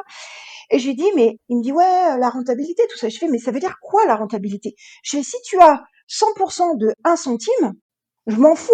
Mais si tu as 0,01% de 1 million de milliards d'euros, je préfère avoir ça. Je fais, peu importe, je m'en fous de ta rentabilité. Je fais, sincèrement, ça ne m'intéresse pas. Je fais, c'est le terme de temps. Je fais, c'est le terme d'argent. Je fais, j'ai pas envie bah, clairement, pour reprendre l'expression, je n'ai pas envie d'attendre 20 ans pour être rentable. Je veux avoir du cash flow tout de suite parce que ça va me permettre, ce qui est pris n'est plus à prendre. Et plus on avance dans le temps, et plus, tu l'as dit tout à l'heure, tu l'as évoqué, l'immobilier, non, alors plus l'immobilier est compliqué parce que tout le monde, enfin, les gens se forment, donc c'est beaucoup plus compliqué maintenant de faire une bonne affaire ou de savoir créer une bonne affaire, c'est différent. Et les taux des banques se resserrent à plusieurs niveaux. Dans quelques années, on va passer au financement particulier. Moi, j'y crois à 4 millions de pourcents. C'est-à-dire que moi, je vais prêter sur une plateforme de crowdfunding à Michel qui, lui, n'était plus OK par rapport aux banques, mais je vais lui demander 10%. Je te la fais courte, mais on va se passer des banques dans quelques temps. Par contre, tout ce qui est pris n'est plus à prendre. Et ce que je veux dire, c'est que la rentabilité ne me parle pas. Moi, c'est vraiment le cash flow qui m'intéresse. Et pour aller un peu plus loin dans mes propos, pourquoi est-ce qu'en numéro un, alors c'est entre guillemets, c'est corrélé avec le fait de se payer en premier, assez difficile à faire dans la vraie vie. Mais pourquoi est-ce que je fais ça? Parce que ça me fait faire un brainstorming du cerveau. C'est-à-dire que je me dis comment je peux me creuser la tête pour atteindre 500 euros. C'est énorme. 500 euros en cash flow par mois, 400, 500 euros, c'est énorme. Je me dis il faut que je sois une meilleure version de moi-même sur cet investissement. Les investissements ne se ressemblent pas. Un investissement égale des embêtements particuliers et un nouveau défi est quelque chose de nouveau. Et ce que je veux dire, c'est que si tu as 500 euros, lorsque tu vas chez le banquier, tu auras fait le même travail pour 50 euros de cash flow. Et le problème, c'est que on va plus te prêter parce que ta capacité d'emprunt, ce qu'il faut savoir, c'est que dans les banques, alors moi j'aime bien ce principe-là, Mhm. un banquier, alors je ne sais pas si tu sais, c'est-à-dire que on m'avait confié ça. C'était un banquier qui me l'avait dit, mais c'est quelque chose qui est très très peu connu. Un banquier, au début de ta vie, bien sûr que c'est un petit peu comme le viager, on va dire, tu as 70 ans, l'espérance de vie, machin, machin. La rente est de temps. Eh bien, on va dire, par rapport à ta vie, on va faire une projection sur ton emploi, sur ton futur. Ton âge, le fait que tu sois une femme, etc., etc. Je sais pas si ça rentre en compte, ça, par contre. Si tu as 20 000 euros à l'année, on va multiplier par 10 ce montant-là et c'est le maximum qu'on pourra te prêter. Point. Donc, si, par exemple, tu as 20 000 euros à l'année, tu as un net imposable à 20 000, lui va dire, bah, moi, techniquement, je vais vous prêter vos 33% d'endettement, alors un petit peu plus maintenant, 35, vos 33% d'endettement, eh bien, ça fait que maximum, je peux vous prêter 200 000 euros dans votre vie. Mais dans 200 000 euros, alors si tu prends déjà 150 000 pour ta résidence principale, ok, et tu dis, ah bah maintenant, ok, bah, je paye ma mensualité, ok, donc ça, Mhm. c'est un passif, on le rappelle, sauf si tu loues quelque chose. Et de ce fait, ben, il me reste 50 000 euros sur ma capacité. Ok, j'ai la pondération. Ok, j'ai des loyers qui rentrent. Mais il faut que j'arrive à vivre et à faire du cash flow avec ces 50 000 euros qui me restent qu'on va me prêter. Waouh! Et quand tu sais ça, tu dis, ah ouais, c'est complètement différent. Donc c'est pour ça que les 500 euros que je génère à me brainstormer sur chacun des biens. Il y a des biens à qui j'ai dit, oh là là là là là là, peu importe, peut-être qu'il faut que je les Mhm, loue un peu mhm. en courte durée ou en location, en colocation courte Ouais, durée ouais, pendant ça l'été. revient, c'est ce que je disais, ça revient exactement au même. Alors toi, tu l'as l'approche avec vraiment le cash flow et c'est très très bien. Et c'est vrai que moi, je Oui, vais personnellement regarder parce que après, c'est une question d'habitude et de facilité d'esprit. Je vais regarder la rentabilité. Un bien à 200 000 euros qui génère 10% en net. Alors, il faut que ce soit peut-être à 12%, 13% en brut pour que en ça brut. génère Oui, 10% en tout à net. fait. Mais pour faciliter le calcul, un bien à 200 000 euros qui génère 10% en net va m'enrichir techniquement de 20 000 euros chaque année. Alors, je vais pas avoir 20 000 euros de cash flow, attention, je Bien vais pas sûr. avoir 20 000 euros de cash flow parce qu'il y a le crédit, etc., etc. Mais à 10% en net, je vais avoir un cash flow déjà positif, un flux de trésorerie positif. La différence entre les loyers puis les crédits, toutes les charges va être positif. Je ne sais pas te dire un chiffre, mais techniquement, je m'enrichis de 20 000 euros chaque année. Or, en plus, le fait que si le marché immobilier continue d'être bien orienté à la hausse, etc., sur une revente, en plus, je peux profiter en plus d'une plus-value. Donc, ce qui va venir booster le rendement moyen sur la vie du logement. Euh, voilà comment je raisonne, mais ça revient exactement au même. Super intéressant. Alors, Euh, alors, pour aller un petit peu plus loin, je ne voulais pas faire peur aux gens. Je suis entre 20 et 30% de rentabilité. Tout simplement, je vais te prendre un exemple. Sur le deuxième bien que j'ai acheté, 21 000 euros. Ah oui, Audrey, t'as eu de la chance. C'est pas tout à fait ça. Il fait 26 mètres carrés. Je t'ai envoyé quelques photos. Je loue plus de 500 euros. Normalement, dans ma ville, un bien de 26 mètres carrés se loue 260 euros. Je suis à plus du double. Point. et oui, oui, C'est oui. c'est- c'est ça que je veux te dire en fait. Je préfère être en haut du panier, c'est-à-dire que le pas cher coûte très cher, mais à tout niveau. Réfléchissez à cette phrase. C'est cette phrase-là, Gilles Grimm, un petit investisseur, plutôt un très très grand investisseur, me l'a dit. Et j'ai dit, mais qu'est-ce que ça veut dire si ce monsieur-là qui a des rues entières à Paris, qui a plus de 400, 500 logements à Paris, qui s'est monté tout seul, il était effectivement pompier aussi, euh, si lui te dit ça, et j'ai réfléchi. Et justement, le pas cher coûte très cher. C'est-à-dire que si tu mets du matériel de merde, ben tu vas avoir à y revenir. Et du coup, ça va te permettre, tu vas dire, ah non, bah, tu vas mettre forcément plus cher. Si tu prends, pardon, des locataires compliqués, c'est pas ça qu'on veut, tu auras des problèmes. Il y a des locataires avec qui tu sais tout de suite que tu vas avoir des problèmes avant même qu'ils soient rentrés. Et Bah, ouais. tu dis non. Ça me fait une super transition, Audrey, justement sur les deux derniers points que je voulais évoquer avec toi par rapport à la colocation, même un Mhm. troisième. Pour ce qui est des travaux, est-ce que tu fais tout le temps des travaux? heu, travaux, moi je le mettrais travaux et ameublement du coup. Est-ce que tu fais Oui, toujours des travaux? Est-ce que tu proposes toujours de la colocation en meublé? Et oui. oui, non et pourquoi? Qu'est-ce que tu pourrais conseiller Alors là-dessus? alors oui, je vais faire des travaux le plus possible. D'une, parce que j'ai besoin de m'approprier le bien. Je ne vais pas me dire que ce n'est qu'un bien que pour les locataires, vous l'avez compris. J'ai besoin c'est-à-dire que j'ai besoin de m'y sentir bien dans mon bien pour pouvoir le travailler. Alors je sais faire tous les travaux, par contre, il y a des travaux que je ferai faire par des professionnels, notamment à savoir tout ce qui est plomberie et électricité, parce que j'ai besoin d'avoir leur assurance, etc. Par contre, tout ce qui est peinture, ponçage, tout ça, il n'y a pas de problème, même, le carrelage, il n'y a pas de souci. Après, ça dépend si j'ai le temps ou pas. Mais j'ai besoin de m'approprier ce bien-là. Et je prends toujours des travaux dans l'ancien. Alors souvent, maintenant j'y reviens un petit peu, mais parce que je modifie ma stratégie, j'ajoute de la valeur là-dessus. Je peux un petit peu plus me permettre ça, mais on fait beaucoup plus de rentabilité, notamment quand on fait du meublé, LMNP, etc., avec des travaux. D'accord, donc il y a l'amorti des travaux, etc. Est-ce que je fais toujours du meublé? Oui et non. Oui pour le côté fiscal, et puis parce que tu loues tout de suite plus cher. C'est juste logique en fait par rapport aux gens, notamment sur la colocation. Les colocataires, tu sais qu'ils vont être là pendant 3 ans, 5 ans, 1 an, peu importe, ou même 9 mois. Ils en ont marre d'avoir 150 micro-ondes à déménager, etc., etc., de mobiliser les potes et les parents, tout ça. Et parce qu'ils vont faire des études à Lille, à Lyon, à Rennes, à l'étranger, peu importe, ils en ont marre de toujours avoir ça. Eh bien, je leur propose quelque chose qui peut se louer tout de suite. C'est louable tout de suite. Il y a même les draps que je fournis. En fait, il y a même des pâtes dedans pour convenir à toutes les religions. Il y a même une sauce tomate. Il y a même des croissants. Il y a même du café, du thé. Au cas où ils arrivent, même je mets un peu d'huile d'olive, etc., du beurre, etc.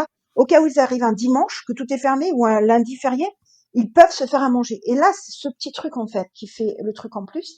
Et concrètement, ils ont tout, ils n'ont qu'à déposer leur valise. Littéralement, c'est ça en fait le haut de gamme. Et le meublé, oui, parce que tout de suite, il est ah ouais, génial, ah j'ai même pas besoin, il y a ça, ah super, ah je suis content.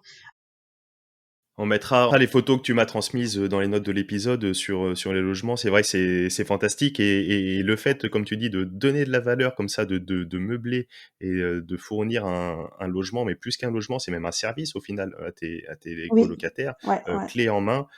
C'est vrai que ça permet de valoriser certainement et de louer plus du coup. Plus vite, plus cher. Tu loues tout de suite, plus vite, plus cher. Mhm. T'as pas de. Après, tu regardes les statistiques. Qu'est-ce qui se loue plus vite? Bah, ce sont les meublés. Ils sont meublés. Ça dépend de la cible.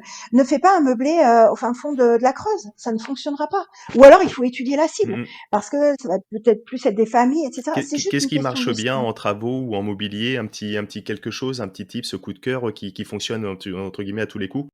Alors moi j'aime bien avoir un truc waouh. Déjà montrer que ça a été fait avec finesse et raffinement, déjà d'une. Et deuxièmement, ça va être des objets. Moi j'aime beaucoup. euh, j'adore ça. Acheter un bien que personne ne veut. Par exemple, tu as une pièce qui est super sombre, ou tu as un poteau en plein milieu. Et ben moi, j'en fais une salle de jeu. Je mets un flipper, je mets une table billard, je mets un truc, des fauteuils de cinéma avec un vidéo proche qui descend. Et là, c'est le truc en plus. C'est pas qu'une chambre, c'est le waouh, ah ouais, je le veux. Ils ont peut-être jamais eu ça, ils n'ont jamais vu Et ça. ouais, ouais. Mais là, tu dis ah non, ah c'est ça que je veux. C'est ça le truc Et en ouais, ouais, plus. créer de la Et bien sûr valeur, qu'on peut faire des toujours créer de la valeur et là tu parles comme ça d'une pièce un peu biscornue et cetera, qui va pas être forcément valorisée. De ce fait, tu vas peut-être avoir un logement qui est moins cher, qui est plus accessible et tu bien crées sûr. de la valeur à l'image un peu de ce que disait Alexandre Lacharme sur l'épisode avec, l'investissement dans les parkings où lui, prenait des places, à Paris, toutes biscornues, une petite place en triangle et cetera, que personne ne voulait et il mettait une moto dessus, Bien ou sûr. d'autres choses ou Ouais. divisé et cetera. Donc tout Mhm. tout tout le temps dans la création de valeur. Ok, cool. Et le dernier point donc, que je voulais voir, la recherche de locataires. Donc, on l'a évoqué un petit peu tout à l'heure. Est-ce que tu t'adresses à Mhm. une cible en particulier? Comment tu fais? Comment tu cibles? Comment tu recherches tes locataires pour que ça se passe bien et booster tout ça? Alors, très classiquement, notamment sur Le Bon Coin. Alors, je vais partir du principe où, sincèrement, les gens qui, pardon, mais les gens qui ne se focalisent que sur les étudiants ont tout à perdre et ont tout perdu. C'est-à-dire que concrètement, ils vont aller vers entre guillemets, la rue de l'université. Il n'y a aucun intérêt à avoir ça parce qu'on ne peut pas faire du haut de gamme, voire du très haut de gamme. C'est un peu compliqué parce que en face, tu as des concurrents, à gauche, tu as des concurrents, à droite, tu as des concurrents. Alors que si tu vas là où les gens veulent, eh bien, tu vas cibler des personnes qui ont les moyens, un peu plus que les étudiants qui voilà. Et puis on l'a vu dans des quartiers étudiants, bah maintenant les logements sont tous à vendre parce que les gens n'arrivent plus à rembourser. Ça, c'est juste pas possible. Je n'ai pas de concurrence. Donc je vais viser principalement les salariés. Après, la colocation senior, c'est encore autre chose. Et pour répondre à ta question, elle est semi-meublée. C'est-à-dire que les personnes d'un âge, donc en l'occurrence la colocation senior, vont avoir besoin de leur buffet qui leur a été offert pour leur mariage, ou de ce cadre photo ou de leur lit qui est très important pour eux. Donc c'est du semi-meublé. Mm. Donc c'est très important de s'adapter. Donc bien sûr, tu ne peux pas mettre une chambre de 9 mètres carrés, ce qui est logique. Il faut qu'il y ait de la place, des meubles en bois, des choses comme ça. Et donc pour rebondir sur ta question, je cible principalement les salariés. Et comment tu fais? Pourquoi tu les cibles Le eux Bon et Coin. comment tu fais? Ouais, le bon coin, oui. Parce qu'ils sont les plus nombreux. Parce que les étudiants, on va le voir dans quelques années, le e-learning est top. Sincèrement, pour moi, ça va être bientôt la fin des universités, du présentiel, de plein de choses. On l'a vu, le e-learning, clairement, tu as toujours, tu sais que tu as une médecine à deux vitesses, tu vas avoir une instruction à deux vitesses. Tu as ceux qui peuvent capter ce que tu dis en e-learning et malheureusement les autres. Et c'est compliqué. Et ce qui est vrai, mais c'est du véridique. Eh bien, ça va être la même chose par rapport à ça. C'est-à-dire que les salariés, il faut du coup que tu anticipes leurs besoins. Tu vois, par exemple, dans ma troisième colocation, les chambres font 20 mètres carrés. Et volontairement, j'avais déjà, depuis une dizaine d'années, travaillé sur un coin travail, donc bureau, qui est top, un coin lit, Mhm. donc où tu te reposes, un coin télé et un coin habillement, etc., dressing. Donc, c'est-à-dire que les gens, 20 mètres carrés, t'es beaucoup moins rikiki que dans un 9 mètres carrés, 10, 11, peu importe. Et je me suis dit, au cas où, et t'as même un coin salon pour venir discuter du match, etc. Ok. Et ça, du coup, les gens sont top en période de, voilà, un petit peu de pandémie, etc., peu importe. C'est top parce que les gens ont besoin d'avoir malgré tout des bruits sympathiques avec les colocations. C'est-à-dire que en télétravail, beaucoup de personnes travaillent en télétravail, eh bien c'est compliqué pour elles d'être seules. C'est-à-dire que tu peux pas aller à la salle de sport, tu n'as plus de vie sociale. Et donc recréer cette vie sociale dans la colocation, c'est un principe de colocation, c'est de vivre une expérience. Du coup, d'avoir, ah bah tiens, il y a Michel qui vient de tel pays, il va nous faire des pâtes, je sais pas quoi. Ah, enfin, on va discuter, viens, on va jouer à la Wii, ou viens, on va faire ça. On recrée des choses différentes que l'on n'a plus quelque part, c'est pas les mêmes choses, mais on n'est pas sur les mêmes secteurs, mais qu'on n'a plus en entreprise. Parce qu'en entreprise, il y a le lien social. Ok, que ce soit le e-learning ou le télétravail, c'est bien. On fait des économies de transport, Mhm, tout mhm. ça, ok. Mais il y a une grosse dépression parce qu'il y a énormément de personnes qui étaient dans des studios qui disent mais j'en peux plus, je vois plus personne, j'ai plus le droit, je n'ai plus de vie. Voilà, tout est fermé, c'est compliqué, et même on a peur de l'autre avec le masque et tout, et de revenir vers des gens, des bruits sympathiques, de ne pas être seul. Lorsque tu rentres le soir, tu as des bruits malgré tout. Tu dis ah ben on peut se faire ça ou je sais pas, où on est tranquille, Mhm, et tu as en mhm. même temps ton intimité dans ta chambre. C'est très très très important et j'avais déjà anticipé il y a une dizaine d'années. Oui, donc c'est un mix, tu cibles vraiment un petit peu à l'image du coworking en quelque sorte aussi. Donc C'est un petit un peu mix ça, ouais. entre la colocation, donc vraiment le côté living, co-living, et le côté C'est ça, coworking, quoi. C'est un peu le fusion des deux mondes exactement. et ouais, c'est très intéressant. Ouais. Le co-living est très intéressant Mhm, et on va y venir de plus en plus, et même sur des espaces de coworking, il y aura même des entreprises qui vont, tu vois, je l'ai vu avec mon conjoint, il travaille pour voilà une grande entreprise, enfin ouais, et en fait ils ont carrément donné leur dédite des bureaux qu'ils occupaient à Paris. Parce que bah, clairement, il n'y avait plus personne. Ils ont dit, bah, vous êtes en full télétravail et même quitte à payer 500 euros un espace de coworking pour que leurs salariés aient tout, thé, café, puis avoir une ambiance aussi, un meilleur wifi peut-être, une mhm, meilleure mhm, connexion, mhm. ils vont payer. Ils vont préférer payer ça plutôt que de verser en loyer ça. Tu vois, c'est tout ça en fait. On est sur une ère de changement et Exactement, c'est ouais, super. exactement. En termes de gestion, tu t'y prends comment? Du coup, tu le fais tout toi-même ou tu délègues à des agences ou comment ça se passe? Quels outils tu utilises? Comment ça se passe pour, j'imagine ça doit être un peu chronophage et ça doit prendre un peu de temps? Ben, c'est ce que je t'ai dit tout à l'heure. En fait, je prends environ une demi-heure. Moi, ce que j'aime bien, tout s'anticipe. C'est comme un marathon. Toi, je sais que tu aimes bien courir. On est même dans la recette de la pizza, on est à 80% de réflexion Et après, une fois que tout est OK, tout est paramétré, après, tu exécutes à 20%. Quand tout est fait en amont, après, tu n'as qu'à, c'est OK, tu n'as même plus besoin, tu mets ton cerveau à gauche et tu t'en fous, tu exécutes. C'est la même chose en colocation, tout est anticipé, dans le sens où j'ai un sous-compte par colocation. Tout est OK, etc., etc. Donc après, tu as déjà tes baux par type de bien que tu peux envoyer voilà, au format PDF ou peu importe, en signature électronique. On peut tout faire maintenant en signature électronique. Non, donc non, je ne délègue pas en agence parce qu'ils n'ont pas le même soin. C'est-à-dire que moi, ça me permet de vivre. Eux, c'est juste un truc. Ou alors, si vous voulez déléguer en agence, je vous conseille de déléguer sur la plus petite agence que vous allez trouver. Parce que vu qu'ils ont très peu de clients, ils vont mettre un maximum de soin à vous trouver vos locataires. Et votre petit soin, vous aurez un service rendu qui sera différent de celui que vous pourriez avoir dans les grands Et groupes. oui, en effet, parce que c'est vrai que les agences, on va dire mainstream, qui font de la gestion locative, ont un parc, un volume, un portefeuille client tellement important que ils sont pas, c'est pas grave si si le bien n'est pas loué un mois, 2 mois, il sera loué le C'est ça. troisième mois, ça change pas grand chose pour eux, mais par contre, 2 mois, 3 mois de perdus sur l'année, pour le bailleur, pour C'est énorme. l'investisseur, c'est énorme, c'est tout de suite 20-30% de la rentabilité du chiffre d'affaires et donc in fine du cash flow qui s'évapore. Donc oui, en effet, Et ouais. puis, tu as toujours ton crédit. Et Hmm. puis, tu as toujours ton crédit qui court. Donc, il faut pouvoir aussi l'amortir. Là, on est sur une entreprise. Est-ce que tu as des outils, des applications que tu utilises au quotidien pour la gestion ou pour l'investissement, pour la recherche, la prospection? Donc, tu as parlé de Le Bon Coin, pierre angulaire de la prospection, et puis de la mise en annonce, etc. Est-ce que tu as d'autres outils? Ouais, j'allais dire pour, par exemple, même gérer les baux à distance, l'administratif, la paperasse. Est-ce que tu utilises certains sites ou des applications? Alors, les baux, pour aller un petit peu plus loin, j'ai fait rédiger mes baux par mon avocat Hmm. immobilier. Alors, ce sont des baux aussi, bref, qui sont présents sur mon site, donc qui sont uniques et qui ont été rédigés par maître Dimitri Boujard. Bref, donc ce sont les baux que j'utilise concrètement pour anticiper au maximum par rapport aux 80% dont je te parlais. Dès que le bien a été, enfin que les travaux sont terminés, qu'il a été rénové, qu'il a été meublé, je fais venir un photographe et je fais une visite virtuelle. Pour plusieurs raisons.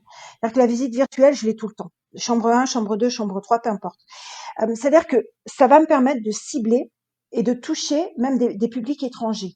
Et donc, je vais pouvoir, avec les Erasmus, peu importe, combler les trous éventuels que je pourrais avoir. C'est-à-dire que je peux directement dans mon dossier envoyer tout ça. Donc, pour répondre à ta question, non, je n'utilise pas d'outils particuliers. Je n'ai pas spécialement besoin pour l'instant parce que pour le coup, ce serait pour l'instant une dépense, c'est pas forcément un investissement. Je n'ai pas trouvé chaussure à mon pied. C'est pour ça que j'ai préféré créer mes propres outils.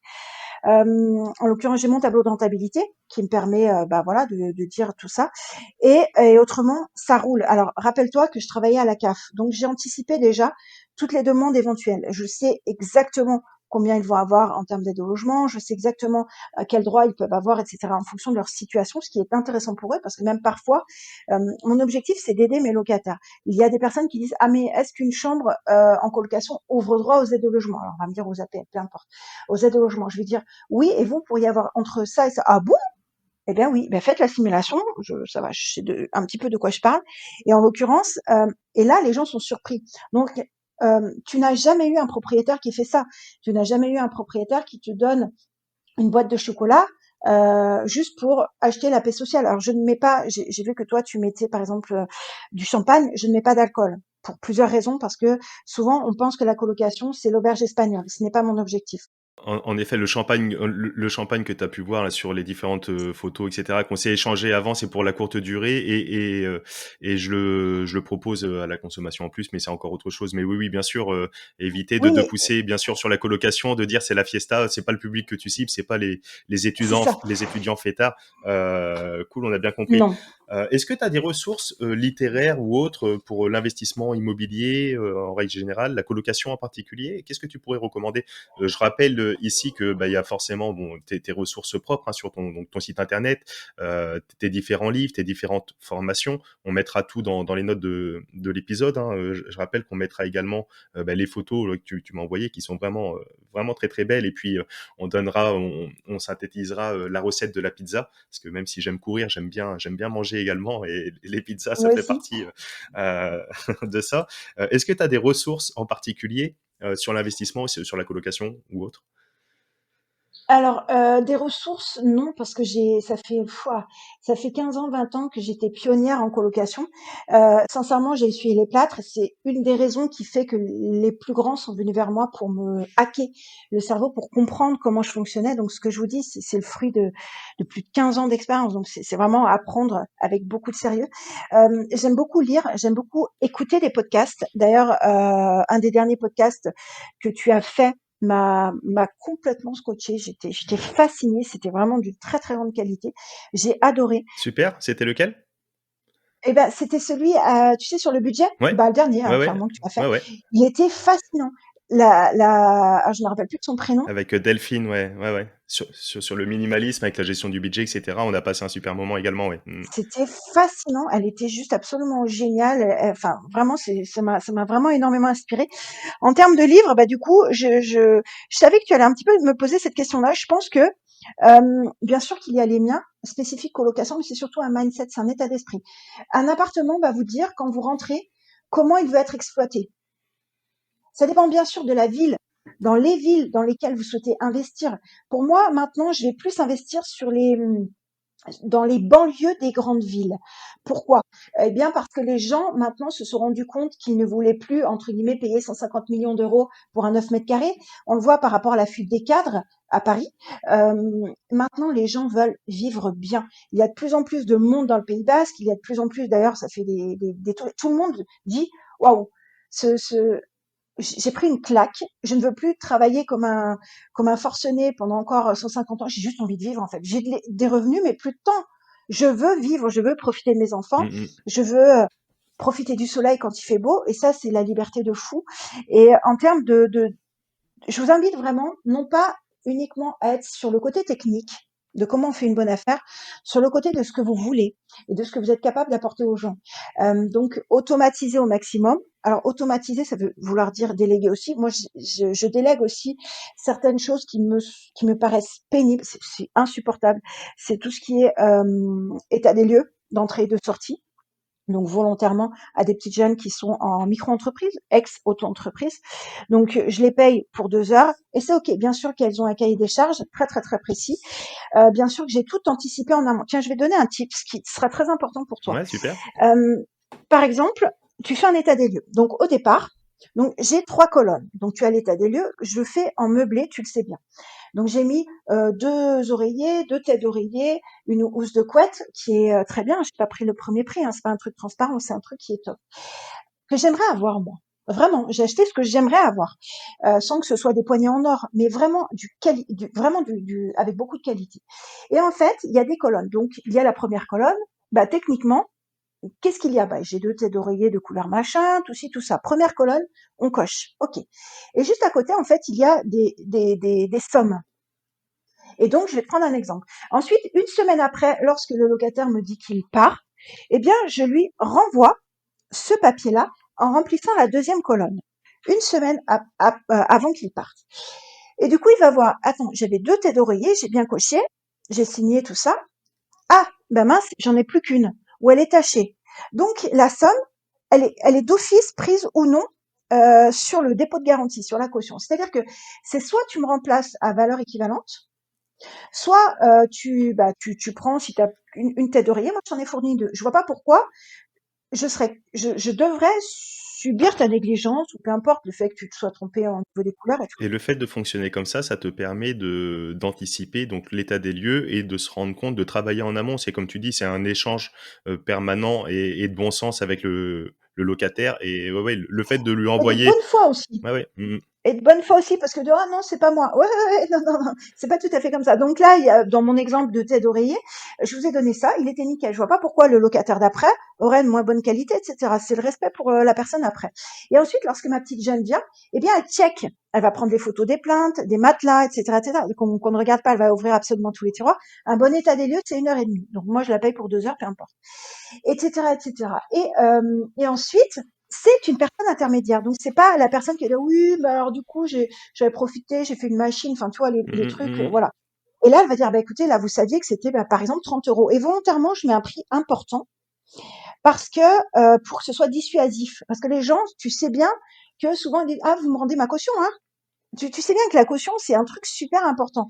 Ils disent: combien de temps vous mettez?» Ben, j'ai 2 mois, donc je vais attendre que ce soit OK. Donc c'est tout ça qui est important et plus on gagne du temps et plus tu fais faire au locataire aussi quelque part, et bien plus tu gagnes du temps et après tu as juste à changer ou pas. Après je profite aussi de la période des soldes pour acheter, des kits de couverts parce qu'il y en a toujours, ils sont toujours dépareillés au bout d'un moment et après les autres je les donne à Emmaüs et cetera et ça c'est très important pour moi. Donc c'est ça, c'est ce genre de choses. Donc j'anticipe énormément. Et pour revenir sur les lectures, je dirais de développer votre mindset, notamment sur l'éducation financière qu'on n'a jamais eue. Apprenez à penser grand et non plus à être des pense-petits. Alors volontairement, on nous a appris qu'il valait mieux en acheter 3 pour le prix de 2. On est d'accord. Mais si mais dites-vous, comment je fais pour? Comment je fais pour avoir 500 € par mois de cash flow? Comment je fais pour m'acheter cette Ferrari? Comment je fais pour faire un 80% et que les 20% de mon travail, eh bien, me servent, par exemple, à avoir une journée consacrée à la recherche immobilière? Comment je fais pour obtenir ça? Comment je fais? Et allez discuter avec les gens. Si vous avez quelqu'un, je dis n'importe quoi, si votre rêve c'est d'avoir une Porsche, peu importe, allez rencontrer quelqu'un, mais quelqu'un qui possède une Porsche, pas quelqu'un qui vend les Porsche. Quelqu'un qui possède une Porsche et dites-lui, excusez-moi, est-ce que vous pouvez m'expliquer comment vous avez fait? Et la personne, elle sera ravie, elle sera surprise, et elle se dira, ah ouais, ok, je vais vous expliquer, et ce sera très simple. Ce sera pas des trucs, voilà. Et n'ayez pas peur, osez. On ne va pas vous manger. Et mon mentor Olivier Seban disait toujours, dans la vie, on a toujours plus ce que l'on demande que ce que l'on mérite. Mhm. Et du coup, j'en ai fait une maxime très importante pour moi, avec la maxime que je t'ai envoyée. Eh bien, la maxime, tu sais, que je t'ai envoyée, c'était beaucoup de gens meurent à l'âge de 30 ans et sont enterrés à l'âge de 80. Et oui, beaucoup de gens meurent à l'âge de 30 ans et sont enterrés à l'âge de 80 ans. Donc, il faut vivre le moment présent, il faut se donner à fond, il faut voir grand, il faut pas avoir peur de demander, il faut faire ce qu'on aime. Demandez. Ouais. Soyez gentil avec les gens. Soyez gentil. Peu importe. N'essayez pas de dire qu'est-ce qui va me le rendre. Peu importe. Soyez gentil, soyez serviable. Faites votre mieux. Ça, on vient sur les accords Toltec. On est beaucoup plus dans la spiritualité. Mais plus vous donnez, plus vous recevez. Si vous êtes en inspiration totale, eh bien vous mourrez. Donc si vous êtes en accumulation comme ça, vous mourrez. Alors que si vous soufflez, eh bien vous pourrez reprendre un nouvel air. Et vous pourrez aller beaucoup plus loin dans vos projets. L'objectif n'est pas de, de travailler pour vivre, c'est vraiment de vivre, d'aller au Baléares si vous avez envie, de partir un mercredi. C'est ça le truc en Et fait, ouais, de super. vivre pleinement. C'est ça, c'est ce qui est précieux. Et donc, il y a plein de livres, j'en ai environ une dizaine là. Le mieux pour moi, c'est celui-ci qui a été un déclencheur. C'est pas forcément le mieux, mais c'est un vrai déclencheur. C'est le Ah ouais. Et c'est le Ah ouais, c'est Tout le monde mérite d'être riche d'Olivier Seban. C'est un, c'est un livre du style Père riche, Père pauvre, mais c'est intéressant pour développer votre mindset. Alors après, il y en a plein. Il y a Les secrets d'un esprit millionnaire. Il y en a beaucoup. Il y a bien sûr Réfléchissez et devenez riche pour comprendre qu'on n'est pas le maître du monde. On a un problème qui est l'ego, de comprendre que la personne peut être une ressource en face et non plus un étranger à qui il ne faut pas, oh là là, méfie-toi de l'étranger, ça vient toujours de lui, alors que quand on se rend compte que, quand on ouvre les yeux, on se rend compte que ce sont nos proches qui nous heurtent le plus, alors que les étrangers sont souvent, assez gentils, hein. Mhm, Et mhm. ils sont pas méchants, les locataires ne sont pas méchants, ils vont pas tout vous dégrader. Si vous les traitez avec respect, bien sûr qu'il y en aura peut-être 1 sur 100, mais voilà. Super, excellent. Bah, écoute, merci beaucoup, Audrey. Où c'est qu'on te retrouve le plus facilement? On peut te retrouver sur, sur ta chaîne YouTube forcément et cetera et sur quoi? Sur LinkedIn, par mail, Par où vous voulez en fait. Les revenus autrement sont présents partout, même sur TikTok, tu vois. Ils sont présents partout sur Audrey les-du-6 revenus-du-6 autrement sans s.fr. De toute façon, tu pourras mettre ça. Allez voir sur les revenus autrement d'accord. directement. Vous tombez sur mon site, sur Insta, sur où vous voulez en fait. Nous sommes partout et clairement. Je mets même sous mes vidéos YouTube, mon numéro WhatsApp. Donc, si vous voulez qu'on discute, j'ai mon WhatsApp.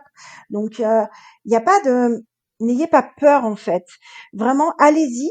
Euh, c'est, alors quel est l'intérêt? Pourquoi est-ce que j'aide les gens?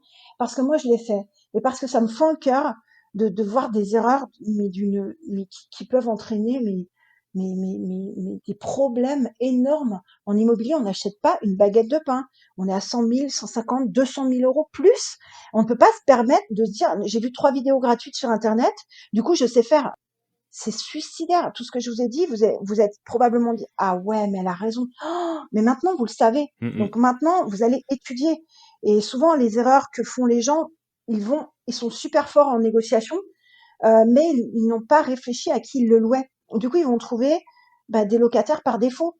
Oh mon Dieu! Mais ne créez pas ce que vous voulez, créez ce qui correspond à un besoin. Ouais, bien sûr, bien C'est la sûr. base. Et de se former et cette émission fait partie justement en tout cas, c'est une des missions, c'est de pouvoir permettre de rendre accessible, voilà, l'éducation financière au sens large, et différents types d'investissements qu'on peut voir, super intéressant. Un petit mot de la fin, qu'est-ce que tu peux dire aux auditeurs de l'émission de La Bonne Fortune pour conclure? Eh bien, je vais dire peut-être que ça va être le plus dur, ça va être pour une fois, faites-vous confiance. Pour une fois, juste croyez en vous. N'attendez pas que votre femme, votre mari, peu importe, croie en vous. Faites les choses et après vous verrez ce qui va se passer. Ne jalousez pas, demandez comment la personne a fait et surtout faites-vous confiance. De toute façon, des erreurs, vous en ferez. Il faut juste qu'elles soient dans un cadre donné. Vous en ferez et au contraire, c'est formateur. Au rugby, on appelle un essai. Un essai, c'est un essai. Il n'y a pas d'essai sans but ou il n'y a pas de but sans essai. C'est OK. Et on essaye. Vous croyez qu'on n'a jamais eu de problème quand on investit? Vous croyez que quelqu'un qui a 1000 appartements n'a jamais eu de problème? C'est faux. C'est juste la persévérance, le petit truc en plus quand on veut tout lâcher qui fait qu'on gagne et qu'on y arrive et après on vit mieux pour soi et surtout pour les autres. Super, bah écoute, mille merci Audrey, on a passé un super moment avec toi, merci pour tous tes conseils. Je rappelle qu'on mettra donc toute cette recette pas à pas, la recette de la pizza comme tu l'appelles dans les notes de l'épisode. Oui. Et puis bah, je termine là-dessus en reprenant ta belle citation de Robin Sharma, donc beaucoup de gens meurent à l'âge de 30 ans et sont enterrés à l'âge de 80. Donc vivez pleinement, merci Audrey, et puis je te dis à très très vite. À très vite, Ismaël. Merci. Et nous voilà arrivés à la fin de cette émission et je te remercie pleinement pour ton écoute attentive.